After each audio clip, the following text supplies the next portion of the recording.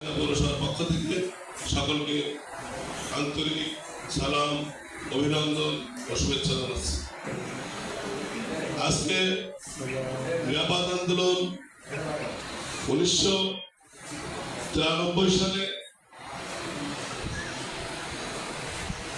চিত্রনায়ক ইলিয়াস কাঞ্চনের স্ত্রীর মৃত্যুর পর উনি নিরাপদ সড়ক আন্দোলনের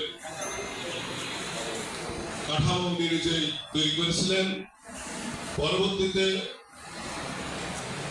18 সাল পর্যন্ত এই সংগঠন তেমন ভাবে আলোর মুখ দেখেনি। যখন 18 সালে 29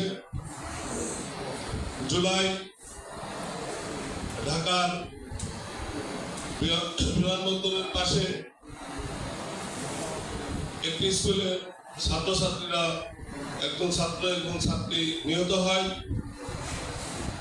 তখন থেকে ওই স্কুলে ছাত্রছাত্রীদের নেতৃত্বে এই আন্দোলন বেগবান হয় এবং সরকার তৎকালীন সময়ের সরকার 6 আগস্ট এক মন্ত্রিসভায় একটি আইন অনুমোদন করেন এবং আইনের খসড়া অনুমোদন করেন। এরপর থেকেই নিরাপদ আন্দোলন একে একে আমাদের সারা দেশে ছড়িয়ে পড়েছে।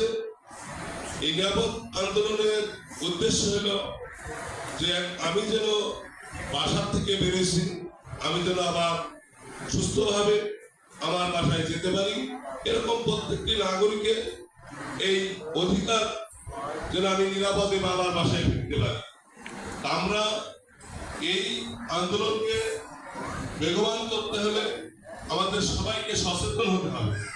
আজকে এখানে যারা উপস্থিত হয়েছেন প্রত্যেকে যেমন এই আন্দোলন নিয়ে কাজ করছেন, শুধু এই কয়জনই কাজ করলে হবে না, এই কয়জনই সচেতন হলে হবে না। এই বার্তা বাংলাদেশের প্রতিটি মানুষের কাছে পৌঁছে দিতে হবে। বাংলাদেশের প্রতিটি মানুষ তারা যেন সচেতন হয়, সচেতন হলেই নিরাপদে পথ চলা যাবে, নিরাপদে আমরা বাড়িতে পৌঁছে দেব। এই জন্য সরকারের আইন প্রয়োগকারী সংস্থা আছে। আমাদের শহরে যেমন আইন শৃঙ্খলা নিয়ন্ত্রণের জন্য, রাস্তার যানজট নিরসনের জন্য আমাদের ট্রাফিক ব্যবস্থা আছে। আমাদের এই ট্রাফিক ব্যবস্থায় শুধু ট্রাফিকরাই এই যানজট নিয়ন্ত্রণ করে দিতে